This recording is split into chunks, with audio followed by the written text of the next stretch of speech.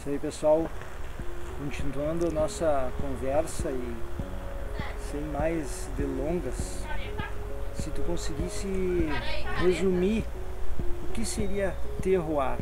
A empresa ela teve tem uma origem francesa, todo um conceito francês de trabalhar, e a palavra terroir é muito utilizada em tudo que é lugar, mas eu acho que confunde.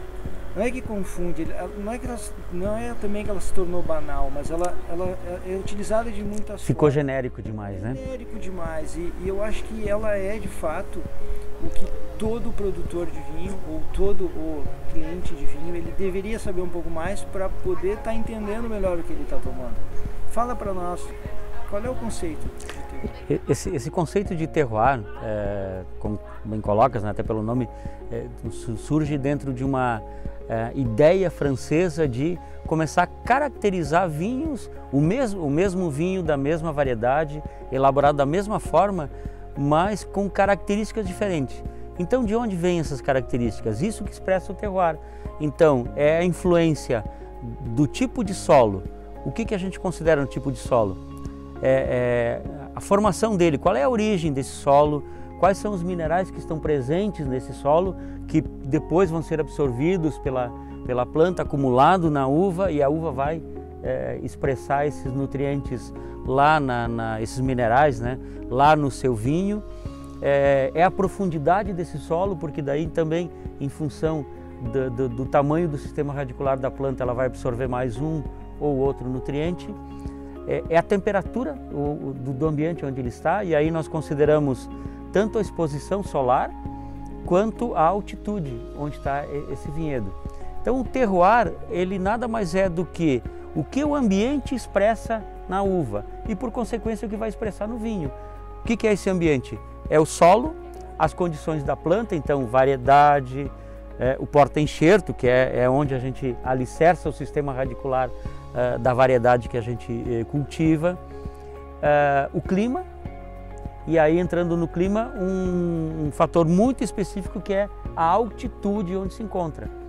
Por isso que aqui na Jolimão nós temos essa diferença, a mesma variedade num solo muito próximo, numa distância muito próxima de um vinhedo e de outro, mas por uma diferença de 300 metros de altitude, nós temos produtos completamente diferentes. Aí nós entramos na especificidade, que é o micro terroir, que é o que a gente busca. Perfeito. Sim, sistema radicular é nada mais do que as raízes. Do que as raízes da planta, Aqui a gente tem muito basalto, em outras regiões tu vai encontrar outro tipo. Sim, granito, arenito, aí solos mais rasos, solos mais quentes, solos mais frios, mais matéria orgânica, mais areia, argila. Aqui nós temos um solo bastante argiloso, então tem uma característica distinta. Sim, daí. Calcário. Exato. Varia muito para cada região. O terroir ele é específico de cada lugar, então tu não consegue replicar, por exemplo, o terroir da Champagne, ou de Mendoza, ou do Chile, ou daqui do Morro Calçado, tu não consegue replicar ele. Não. O que a enologia, o mundo do vinho evoluiu foram as pessoas, que de fato elas fazem toda a diferença, né? Uma das variáveis do terroir são as pessoas, correto? São. Então isso até tu pode trocar uma ideia, perguntar, trazer o profissional para cá, mas enfim, se tu quiser ter um sabor específico, tu tem que buscar naquela região, naquela micro-região. Exatamente, naquela micro-região. E aí o papel do profissional ele é fundamental nesse sentido, porque ele tem que ter expertise para identificar esse terroir e saber como é que eu expresso ele. Porque se eu não conseguir identificar e não perceber onde estão as diferenças, eu vou acabar criando um padrão. E como é que a gente cria esse padrão? Bom, eu vou fazer uma fertilização de forma inadequada, eu vou alterar a resposta. Porque se eu estou colocando algum fertilizante, algum nutriente que não é característico daquela região, eu vou mudar a resposta da minha uva. E aí eu também vou ter um vinho com uma resposta diferente. Então eu estou perdendo o terroir. Então assim, terroir é a identidade, né? E eu diria mais que o micro terroir é a impressão digital. É aquele detalhe que a gente não tem como mexer, cada vinhedo tem o seu. E, bom, cabe ao profissional potencializar isso, tirar a impressão digital de forma adequada e não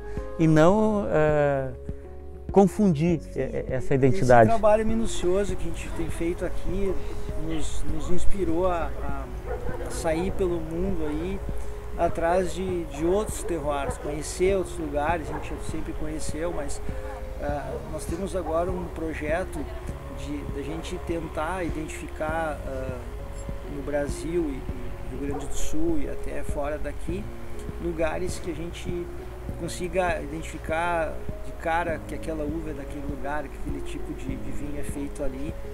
E aí nós estamos lançando 2 projetos aqui, que é o Querências e o do Monde, onde nós mapeamos, depois de mapear a nossa área, a gente foi buscar alguns lugares. A gente já esteve aqui na Serra do Sudeste, na região aqui de Vacaria, Campos de Cima da Serra, na região da fronteira, lá Livramento. Temos Monte Belo do Sul, aqui na região de Bento, Garibaldi, enfim, aquela região da Serra também. Que apesar de ser serra, tem característica diferente do que nós temos aqui na Jolimão, né? Exatamente. A gente foi buscar lá no Chile, no Maule, no Central, a gente andou por lá, está trazendo um Carmener que a gente acha que é difícil de como eles expressam o Carmener lá, a gente aqui ainda não tem, já estamos tentando fazer algo que eu acho que dá para ficar muito bom. Lá na Argentina a gente foi em Mendoza, que lugares diversos, é um terroir muito parecido, né? Só que muda aquela altitude, né? No pé da cordilheira, ou mesmo nos vulcões ali, o Tupungato.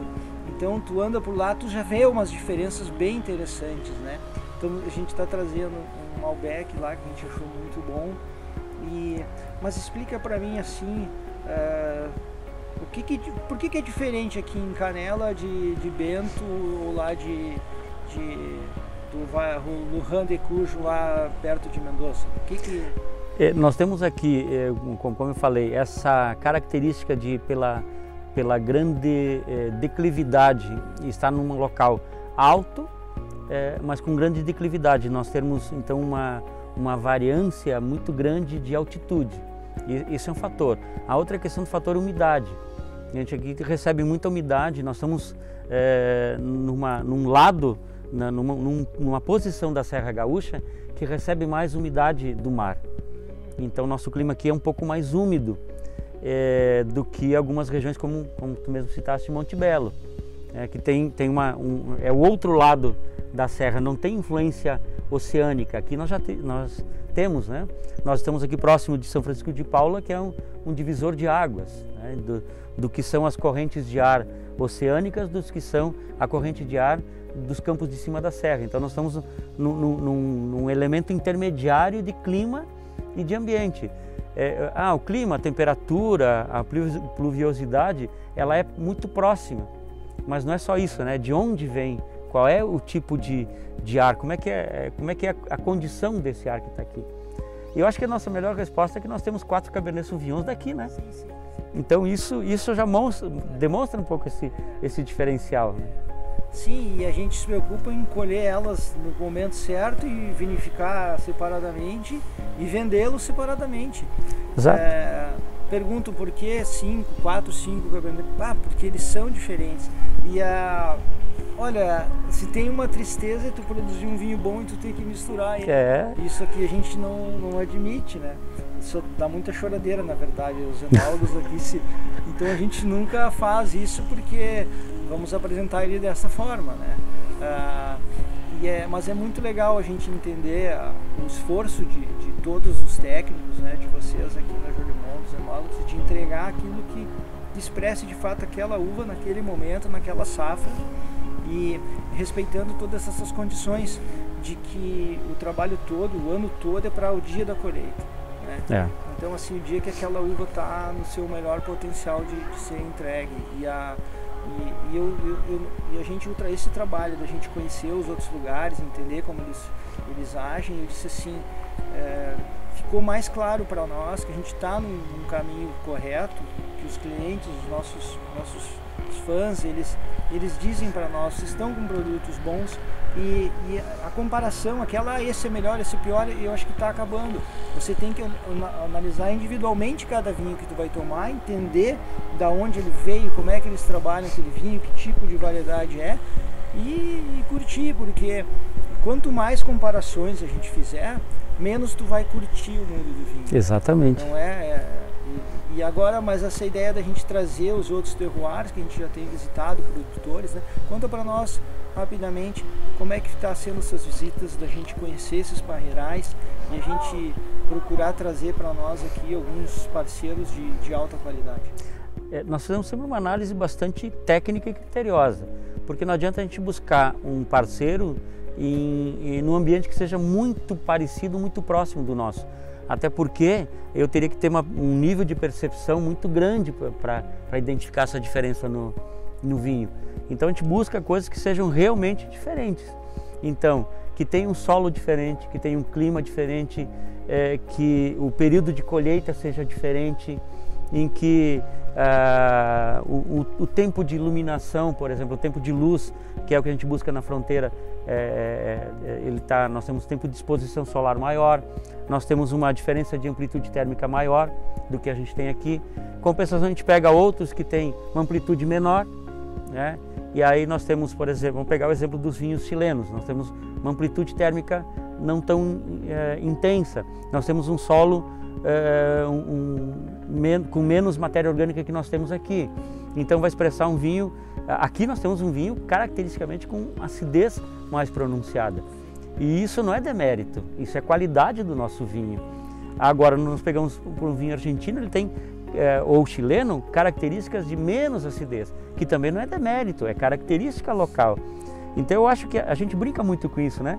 Como é que eu consigo perceber a origem do vinho a partir das características que ele traz? Aí que entra a história de conhecer o terroir. As nuances, né? Tu pode pegar algumas características nossas aqui, elas não vão sumir, não vão sair. E tu não vai encontrar em outro lugar. Não vai encontrar em outro lugar. Mas o trabalho da enologia está em potencializar o que tem de melhor, exatamente. Algo que seja redondo. Exatamente.